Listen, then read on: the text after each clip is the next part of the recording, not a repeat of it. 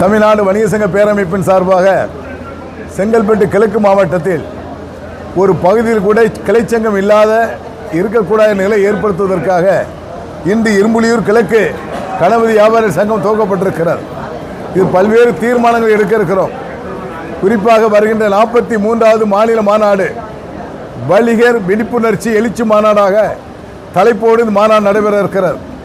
விழிப்புணர்ச்சி எழுச்சி என்று சொன்னால் ஆன்லைன் வர்த்தகம் கார்ப்பரேட் கம்பெனிகளால் கடுமையான பாதிப்புகளை வியாபாரிகள் சந்தித்து வருகின்றார்கள். இதிலிருந்து நாம் விழித்து கொண்டால் மட்டும்தான் வெற்றி பெற முடியும் என்ற நோக்கத்தோடு அந்த தலைப்பை முன்வைத்திருக்கிறோம். ஆகவே இந்த மாநில மாநாட்டில் மத்திய அரசு மாநில அரசுகளை வலியுறுத்தி சாமானிய வணிகர்களை பாதுகாப்பதற்கு சிறப்பு பாதுகாப்பு சட்டம் ஒன்றை ஏற்படுத்த வேண்டும் என்பதை வலியுறுத்தியிருக்கிறோம். நாளை மறுநாள் தமிழ்நாடு முதலமைச்சர் அவர்களை சந்தித்து எங்களுக்கு ஏற்பட்டுள்ள பல்வேறு இடர்பாடுகளை தீர்ப்பதற்கு நிலுவையில் உள்ள கோரிக்கைகளை தீர்த்து தரப்பட வேண்டும் என்பதை வலியுறுத்தி நாளை மறுநாள் முதலமைச்சர் அவர்களை தலைமைச் செயலகத்தில் சந்தித்து முறையிட இருக்கிறோம். தமிழ்நாடு வணிகர்களுடைய பேரமைப்பு என்பது நாடு தழுவிய அளவில் அனைத்து மாநிலத்துடைய நிர்வாகிகளும் இந்த மாநாட்டில் பங்கேற்கிறார்கள்.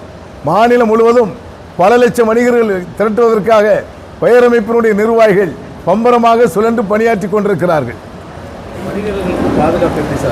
அதாவது பாதுகாப்பு என்பது ரவுடிசம் அச்சுறுத்தல் என்பது மிக குறைந்திருக்கிறது, அதில் மாற்றம் இல்லை. அதே போல கார்ப்பரேட் கம்பெனிகள் ஆன்லைன் வர்த்தகத்தினுடைய அச்சுறுத்தல் தான் எங்களுடைய வாழ்வாரத்தை இழந்து விடுவோமோ என்ற அச்சம் ஏற்பட்டு கொண்டிருக்கிறது. உங்களுக்கெல்லாம் தெரியும், ஊடக நண்பர்கள் நல்லா தெரியும், நிறைய கடைகள் காலி செய்யப்பட்டு டூலெட் போர்டு அங்கங்கே தொங்கிக்கிட்டே இருக்கு. இது நாளடைவில் விரிவடையக்கூடாது என்பதற்காகத்தான் நாளை மறுநாள் முதலமைச்சர் அவர்களை அதற்காக பல்வேறு சாராம்சத்தோடு சந்திக்க இருக்கிறோம். சட்டமன்ற தேர்தலில் எல்லா கட்சிக்குமே எங்களுடைய கோரிக்கை மனுக்களை பெற்றுக்கொண்டிருக்கிறார்கள். யார் எங்களுடைய கோரிக்கைகளை ஏற்று அவர்கள் கடிதம் மூலமாக லெட்டர் பேட் மூலமாக எழுத்துப்பூர்வமாக தருகின்றார்களோ யாருக்கு ஆதரவு கொடுப்பது என்பதை எங்கள் ஆட்சிமன்ற குழு கூட்டப்பட்டு சரியான நேரத்தில் ஒற்றை சொல்லாக ஒரே முடிவெடுக்க இருக்கிறோம். கோரிக்கைன்னா இப்போ மாநாட்டில் சொல்லுவோம்ல, இப்போ சொல்லிட முடியாது. பிரதான கோரிக்கைகள் இருக்கு.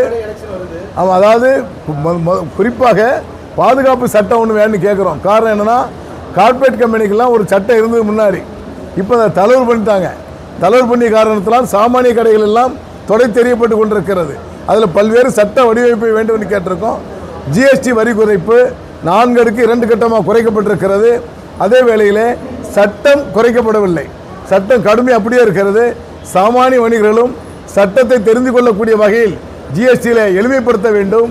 அப்படி இல்லை என்று சொன்னால் சாதாரண சட்டத்தை வைத்துக்கொண்டு தவறான அதிகாரிகள் கையுட்டு பணம் பெறுவது அதிகமாக பெருகி கொண்டிருக்கிறது என்பதை எச்சரிக்கை உணர்வோடு பதிவு செய்து கொள்கிறேன்.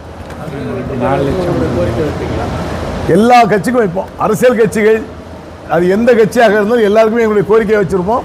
எல்லா கட்சியும் எங்கிட்ட பேசிக்கிட்டு இருக்காங்க, கோரிக்கைகள் கேட்டுக்கிட்டு இருக்காங்க, தயார் பண்ணிக்கிட்டு இருக்கோம். 2 தினங்களிலே கோரிக்கைகள் அனைத்து கட்சிக்கும் தரப்படும்.